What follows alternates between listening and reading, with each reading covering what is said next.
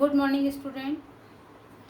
आज हम शिक्षा के समाजशास्त्री परिप्रेक्ष्य के अंतर्गत राष्ट्रीय पाठचर्या 1975 के बारे में अध्ययन करेंगे।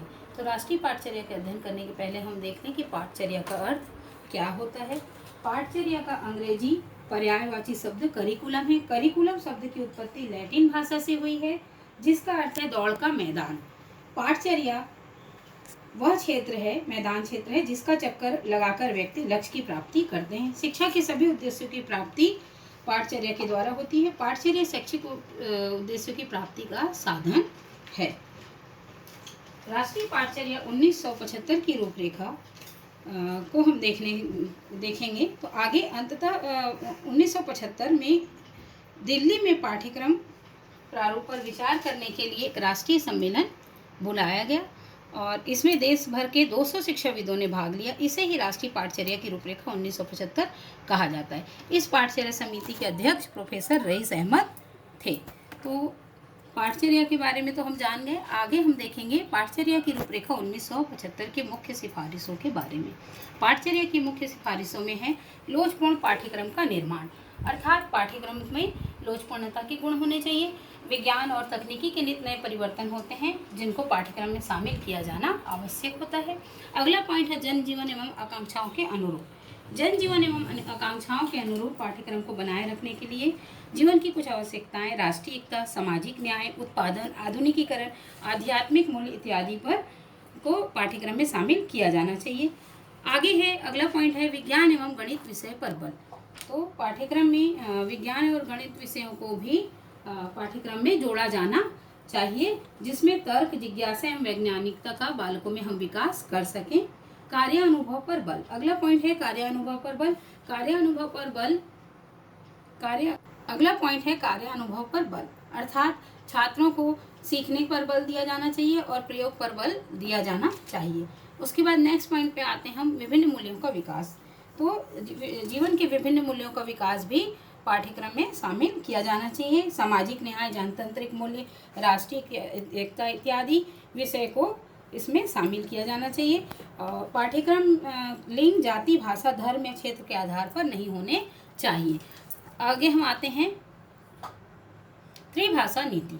त्रिभाषा नीति फार्मूला को अपनाने के लिए पहले बालक की प्राथमिक शिक्षा मातृभाषा में होनी चाहिए, उसके बाद अंग्रेजी और हिंदी को इसमें जोड़ा जाना चाहिए। अगला पॉइंट हम देखेंगे कलात्मक अनुभव और अभिव्यक्ति। कलात्मक अनुभव और अभिव्यक्ति के अंतर्गत सभी को ज्ञान के समान अवसर प्रदान किया जाना चाहिए, जिससे सभी के अंदर जो कलात्मक अभिव्यक्ति है वो बाहर प्रकट हो सके। आगे हम देखेंगे शारीरिक शिक्षा। शारीरिक शिक्षा के अंतर्गत हम यह देखेंगे कि विद्यालय में पाठ्यक्रम में विषयों के साथ साथ व्यायाम शिक्षा जैसी शिक्षाओं को भी जोड़ा जाना चाहिए। चरित्र निर्माण और मानव निर्माण की शिक्षा। चरित्र निर्माण और मानव मूल्य की शिक्षा के अंतर्गत स्काउट गाइड, एनसीसी, एनएसएस आदि गतिविधियों पर भी ध्यान दिया जाना चाहिए और चरित्र निर्माण के लिए करुणा, सहनशीलता, साहस और सर्वमंगल इत्यादि संभव है, जिनका विकास हम पाठ्यक्रम में कर सकते हैं। इसके बाद आगे हम देखेंगे स्वयं सीखने हेतु प्रोत्साहन। छोटे बच्चों को ज्ञान का स्रोत को उपलब्ध कराना अध्यापक का कार्य है, ताकि बच्चा ज्ञान की खोज स्वयं कर सके, अर्थात स्वयं सीखने को छात्रों को प्रेरित करना चाहिए। आगे हम पॉइंट में देखेंगे उपसत्रीय प्रणाली। उपसत्रीय प्रणाली का अर्थ होता है सेमेस्टर प्रणाली। सेमेस्टर प्रणाली ये होती है जिसमें हम जो वार्षिक परीक्षा का दबाव वर्ष भर छात्रों पर बना रहता है, इस दबाव को कम करने के लिए हम उपसत्रीय सेमेस्टर प्रणाली का उपयोग कर सकते हैं और आगे हम इस पर कार्य भी कर रहे हैं। सेमेस्टर प्रणाली के माध्यम से भी पढ़ाई हो रही है। आगे हम देखेंगे मूल्यांकन में सुधार।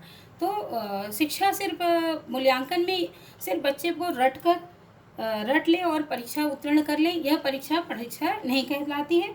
परीक्षा में आंतरिक एवं बाह्य मूल्यांकन दोनों को शामिल किया जाना चाहिए और बालक के आंतरिक मूल्यांकन की ओर भी विशेष ध्यान दिया जाना चाहिए। आगे हम देखेंगे पाठ्य सामग्री की उपलब्धता। तो समिति ने सिफारिश की कि अध्यापकों विशेषतः प्राथमिक कक्षाओं के लिए पाठ्य सामग्री उपलब्ध कराए जाएं। आगे हम देखेंगे पाठचर्या की रूपरेखा 1975 के उद्देश्य। तो पाठ्यचर्या की रूपरेखा 1975 के उद्देश्य के अंतर्गत हम देखेंगे हर स्तर पर शिक्षा के कुछ उद्देश्य हैं। बालक के प्राथमिक स्तर पर शिक्षा के उद्देश्य निम्न हैं। प्राथमिक स्तर पर शिक्षा के उद्देश्य प्राथमिक स्तर पर शिक्षा के उद्देश्य में हम देखेंगे पहले इस स्तर पर बच्चों की आयु 5 से 11 वर्ष तक की होती है। शिक्षा के माध्यम से बच्चे की प्रत्युन्नति, जिज्ञासा, सृजन शक्ति और क्रियाशीलता का विकास होना चाहिए। तो प्राथमिक शिक्षा के निम्न उद्देश्य बताए गए। पहला है साक्षरता का विकास। बच्चे को प्रथम भाषा सिखाई जानी चाहिए, अर्थात मातृभाषा में उनको शिक्षा प्रदान की जानी चाहिए और अक्षर ज्ञान पहले छात्रों को सिखाई जानी चाहिए। उसके बाद सेकंड टॉपिक है, पॉइंट है अंक ज्ञान। इस स्तर पर शिक्षा का उद्देश्य बच्चों को अंक ज्ञान कराना होता है। नेक्स्ट है पर्यावरण का ज्ञान। पर्यावरण, बच्चों को विज्ञान समझने की विधि आनी चाहिए। वो अपने जीवन और आसपास के वातावरण, विज्ञान और उसके क्षेत्र को समझ सके, इस योग्य छात्रों को बनाना चाहिए। सामाजिक मूल्यों का विकास। अगला है सामाजिक मूल्यों का विकास। इसके अंतर्गत प्राथमिक शिक्षा का उद्देश्य बच्चे में झंडे, राष्ट्रगान और राष्ट्रीय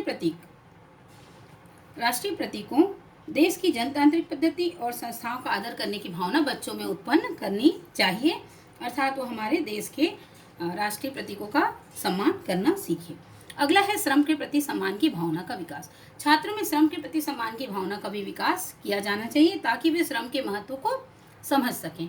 नेक्स्ट है स्वच्छता की आदत का विकास। छात्रों को स्वयं स्वच्छ रहना एवं अपने आसपास के वातावरण को स्वच्छ रखने की आदत का विकास छात्रों में करना चाहिए इस आयु में। अगला है सहकारिता की भावना का विकास। सहकारिता के गुणों के अंतर्गत हम देखते हैं नेतृत्व, दया, ईमानदारी, आपसी सहयोग आदि भावनाओं का विकास इस उम्र में होना चाहिए। तो प्राथमिक स्तर पर शिक्षा के उद्देश्य सहकारिता की विकास का भावना का विकास होना चाहिए। अगला पॉइंट हम देखेंगे सृजनात्मकता का विकास। सृजनात्मकता का विकास के अंतर्गत बच्चों के अंदर जो सृजनात्मक क्षमता है उन्हें प्राध्यापकों को बाहर निकालने का प्रयास करना चाहिए। आगे हम देखेंगे पूर्व माध्यमिक स्तर पर शिक्षा। पूर्व